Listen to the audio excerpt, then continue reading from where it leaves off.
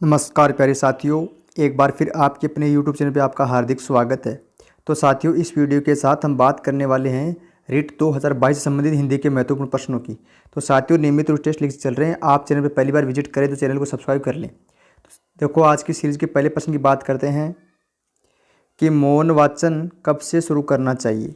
कि मौन वाचन है कौन सी कक्षा से शुरू करना चाहिए, तीसरी कक्षा, चौथी कक्षा, छठी कक्षा या फिर दूसरी कक्षा। तो साथियों, मौन वाचन कब से शुरू होना चाहिए? चौथी कक्षा से। कब से? चौथी कक्षा से मौन वाचन शुरू कर देना चाहिए। नेक्स्ट प्रश्न देखो, पठन कौशल में आवश्यक है शब्द चयन, प्रोक्स, अर्थग्रहण या फिर प्रत्यक्ष विधि। देखो, पठन कौशल क्या होता है कि पढ़कर हम जैसे जब किसी विषय वस्तु के बारे में पढ़ते हैं तो उसका पढ़ना ही मेन उद्देश्य नहीं होता, मतलब पढ़कर साथ में उसका अर्थग्रहण भी करना होता है। तो इसका राइट आंसर क्या होगा? अर्थग्रहण। तो पठन कौशल का मूल उद्देश्य क्या होता है? अर्थग्रहण करना। आइए बात करते हैं प्रश्न नंबर 3 की। रूपरेखा अनुकरण विधि है लेखन कौशल, श्रवण कौशल, वाचन कौशल या फिर पढ़ने का कौशल। तो देखो, रूपरेखा अनुकरण विधि पूछा है, तो साथियों इसका राइट आंसर क्या होगा? लेखन कौशल। क्या है, जो लेखन कौशल होता है वो रूपरेखा अनुकरण विधि का ही भाग माना जाता है। तो इसका पहला ऑप्शन बिल्कुल सही मानेंगे। अब देखो, नेक्स्ट प्रश्न बात करते हैं प्रश्न नंबर 4 की। साइलेंट रीडिंग किसकी रचना है? जो साइलेंट रीडिंग है ये रचना किसके साथियों? डेचेट, स्मिथ, ब्राइन।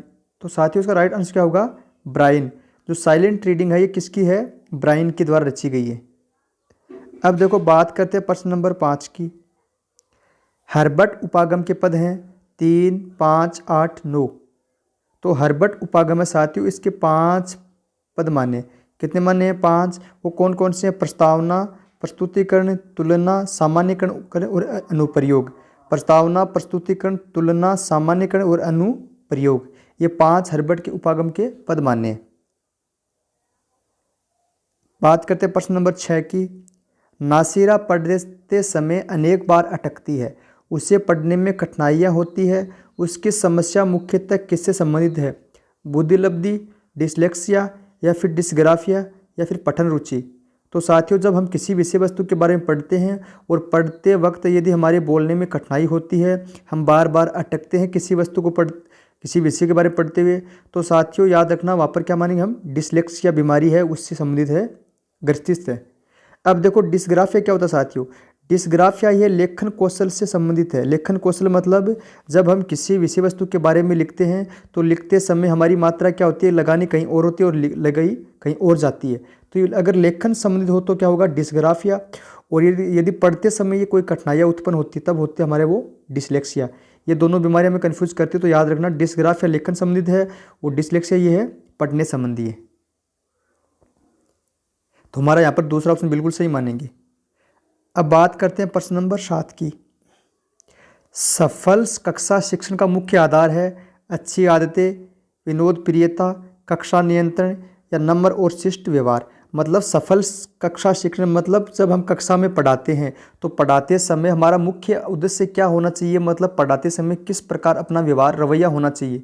तो देखो, अच्छी आदतें ये तो एक मूल उद्देश्य होता है, विनोद प्रियता, कक्षा नियंत्रण और नम्र या शिष्ट व्यवहार।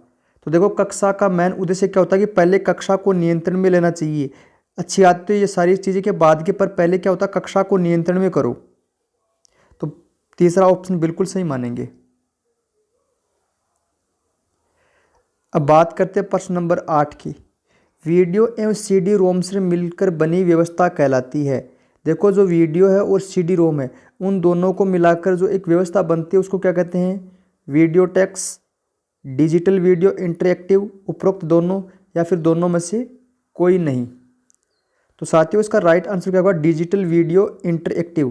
क्या होगा? Digital video interactive. जब वीडियो और सीडी रोम को मिलाते हैं तो क्या होगा? Digital video interactive. दूसरा ऑप्शन बिल्कुल सही मानेंगे। आइए बात करते हैं प्रश्न नंबर 9 की। मौखिक परीक्षा प्रणाली का सूत्रपात किया। जो मौखिक परीक्षा प्रणाली है साथियों, इसका सूत्रपात किसके द्वारा किया गया? प्लेटो, सुकरात, मोरेनो या फिर सभी। तो साथियों इसका सूत्रपात किसके द्वारा किया गया? सुकरात के द्वारा। किसके द्वारा साथियों? सुकरात के द्वारा। तो दूसरा ऑप्शन बिल्कुल सही मानेंगे। अब बात करते हैं प्रश्न नंबर 10 की। अच्छे मूल्यांकन की सर्वप्रथम विशेषता होती है सरलता, वैधता, गोपनीयता या फिर व्यापकता। तो देखो, अच्छा मूल्यांकन है जब हम किसी विषय वस्तु के बारे में मूल्यांकन करते हैं, उसके बारे में जानते हैं, तो मतलब उसका मेन उद्देश्य क्या होता है? सरलता, वैधता, गोपनीयता या फिर व्यापकता। तो साथियों, वैधता होती है, क्या होगा? वैधता। जैसे हम की जो चीज़ हम पढ़ा रहे हैं वो बच्चों के लिए उपयोगी है या नहीं, मतलब उसकी वैधता है या नहीं है। तो सर्वप्रथम उसकी वैधता के बारे में हमें पता होना चाहिए, हमें जांच होना चाहिए कि वो बच्चों के लिए उपयोगी होगी या फिर नहीं होगी, बच्चों के लिए वैध है या फिर नहीं है। तो दूसरा ऑप्शन बिल्कुल सही मानेंगे। देखो, ये तो थे हमारी हिंदी के शिक्षण वीडियो के प्रश्न, और अब बात करते हैं हम व्याकरण के प्रश्नों की। देखो, प्रश्न नंबर 11 का, सत्याग्रह शब्द का संधि विच्छेद होगा सतधन आग्रह, सत्यधन आग्रह या फिर सतीधन आग्रह या फिर सतधन आग्रह। तो साथियों, सत्याग्रह का संधि विच्छेद क्या होगा? सत्यधन आग्रह। यहाँ पर या टूटेगा, मतलब यहाँ पर देखो आ की मात्रा है, वो जब संधि कौन सी होगी हमारी? यहाँ पर दीर्घ स्वर संधि होगी, दोनों तरफ आ है, तो क्या होगा? इधर ये में क्या होगा? शेष ए बचेगा, इधर आ है, ए धन आ मिलकर क्या बनाते हैं? दीर्घ आ बनाते हैं। तो क्या होगा? सत्यधन आग्रह, दीर्घ स्वर संधि होगी हमारी। अब बात करते हैं प्रश्न नंबर 12 की। स्वागत में कौन सा उपसर्ग है? एक शब्द दिया है स्वागत, इसमें पूछा उपसर्ग सवा या फिर स्वाहा या सु या फिर सौ। तो साथियों, इसका जैसे हम इसको तोड़ते हैं तो स्वागत तो क्या बनेगा? सुधन आगत। यहाँ पर हमारी संधि होगी यण संधि, तो देखो उपसर्ग क्या बचेगा? सु बचेगा, क्या आएगा? सुधन आगत। तो सु उपसर्ग होगा स्वागत में। अब देखो, प्रश्न नंबर 13 की बात करते हैं। निम्न में से प्रत्यय से निर्मित शब्द कौन सा है? हमसे पूछा प्रत्यय, तो धैर्य, कुछेक, खिलाफ या फिर कोशिश। पहले ये प्रश्न को समझो कि प्रत्यय से निर्मित शब्द मतलब एक शब्द ऐसा है जिसमें प्रत्यय है, बाकी में प्रत्यय नहीं है। तो देखो, कुछेक में देखो कु उपसर्ग है, छेक मतलब मूल शब्द, खिलाफ, कोशिश, इनमें कोई प्रत्यय नहीं है। पर देखो धैर्य में देखो क्या बनेगा? मूल शब्द होगा धीर, और इसमें क्या होगा? ये प्रत्यय, क्या है? ये प्रत्यय है, वो धीर मूल शब्द है। तो प्रत्यय पूछा है कि जिसमें प्रत्यय शब्द कौन सा होगा? धैर्य, इसमें ये प्रत्यय। अब देखो, बात करते हैं प्रश्न नंबर 14 की। कष्टापन पद में समास है, तो तत्पुरुष समास, अव्ययभाव समास, बहुव्रीहि समास या फिर कर्मधारय समास। शब्द दिया है कष्टापन, इसमें पूछा है समास, तो कौन सा होगा साथियों? जब इसका समास विग्रह करते हैं तो क्या बनेगा? कष्ट से आपन, मतलब कौन सा समास होगा इसमें? तत्पुरुष समास। कौन सा होगा साथियों? तत्पुरुष समास। तो हमारा यहाँ पर पहला ऑप्शन हम बिल्कुल सही मानेंगे। कष्टापन में कौन सा समास होगा? तत्पुरुष समास। अब देखो, बात करते हैं प्रश्न नंबर 15 की। संज्ञा या सर्वनाम को क्रिया से जोड़ने वाले शब्द कहलाते हैं। मतलब संज्ञा शब्द है और सर्वनाम है, इनको क्रिया के साथ कौन जोड़ता है? क्रिया, कारक, संधि या फिर कोई नहीं। तो देखो, संज्ञा और सर्वनाम को क्रिया के साथ जोड़ने का काम कौन करता है साथियों? कारक करता है। कौन करता है? कारक। कि जब कोई भी संज्ञा सर्वनाम शब्द आता है, जैसे राम या फिर सर्वनाम वह है, और क्रिया के साथ जब इनका संबंध प्रकट करता है तो किसके माध्यम से करते हैं? हमें विभक्ति, और विभक्ति किस में आती है? कारक में। तो यहाँ पर दूसरा ऑप्शन बिल्कुल सही मानेंगे हम। क्या होगा? संज्ञा या सर्वनाम को क्रिया से जोड़ने वाले शब्द क्या कहलाते हैं? कारक कहलाते हैं। अब देखो, प्रश्न नंबर 16 का।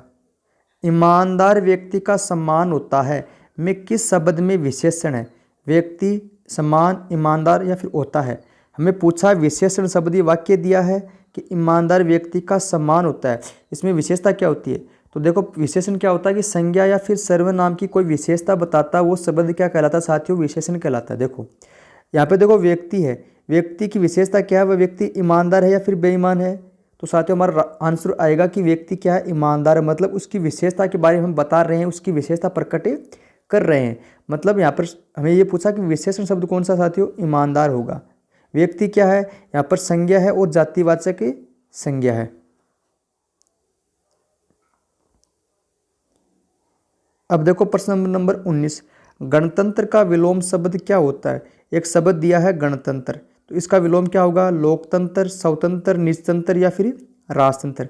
देखो गणतंत्र में क्या होता है कि साथियों ये स्वतंत्र होता है, मतलब इसमें मतलब सभी गण जिसमें सारे सभी गण मान्य होते हैं। जबकि राजतंत्र में क्या होता है, इसमें मुख्य किसी एक होता है। देखो तो राजतंत्र कि राजा का तंत्र मतलब, और गणतंत्र में मतलब जो स्वतंत्र होता है लोकतंत्र बोलते हैं। तो राजतंत्र, गणतंत्र का विलोम क्या होगा साथियों? राजतंत्र।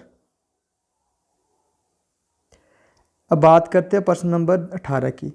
कमल, मोती, पानी में उत्पन्न होने वाला, ये किस शब्द के अनेकार्थ है? मतलब कमल मोती है और पानी में उत्पन्न होने वाला, ये शब्द किसके लिए है? जलज, जलद, इंद्रधनुष या फिर पयोधर।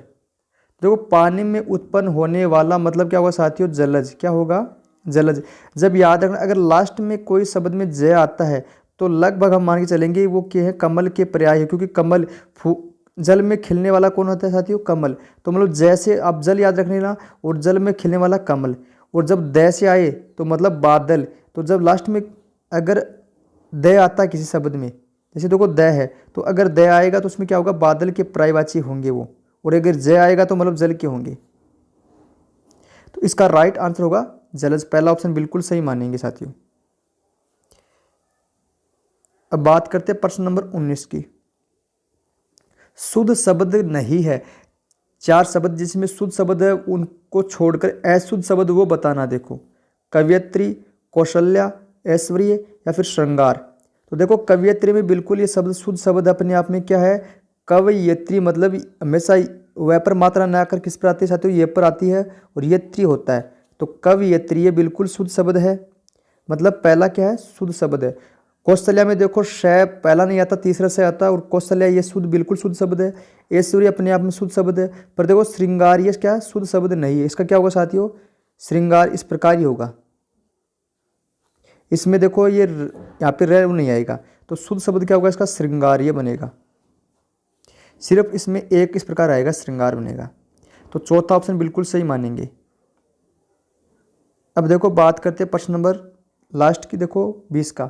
मानसिक भाव छिपाना वाक्यांश के लिए एक शब्द है असूया, अमर्ष, अभित्या, अक्षध्रुत। देखो मानसिक भाव छिपाना, तो मानसिक भाव छिपाना वाक्यांश के लिए क्या होगा साथियों? उसके लिए एक शब्द क्या बनेगा? अवहिता। मतलब जो अपने मन में भाव है उनको छिपाने काम कर क्या होता है? वो अवहिता। तो तीसरा ऑप्शन बिल्कुल सही मानेंगे। तो साथियों इस प्रकार आज की सीरीज के महत्वपूर्ण प्रश्न थे, और इसी प्रकार के प्रश्न देखने के लिए आप चैनल पर बने रहें। अगर पहली बार विजिट करें तो आप चैनल को सब्सक्राइब कर लें और बेल आइकन को प्रेस कर दें। और अगर आपको वीडियो अच्छा लगा तो वीडियो को लाइक ज़रूर कीजिए और वीडियो को ज़्यादा शेयर कीजिए। धन्यवाद।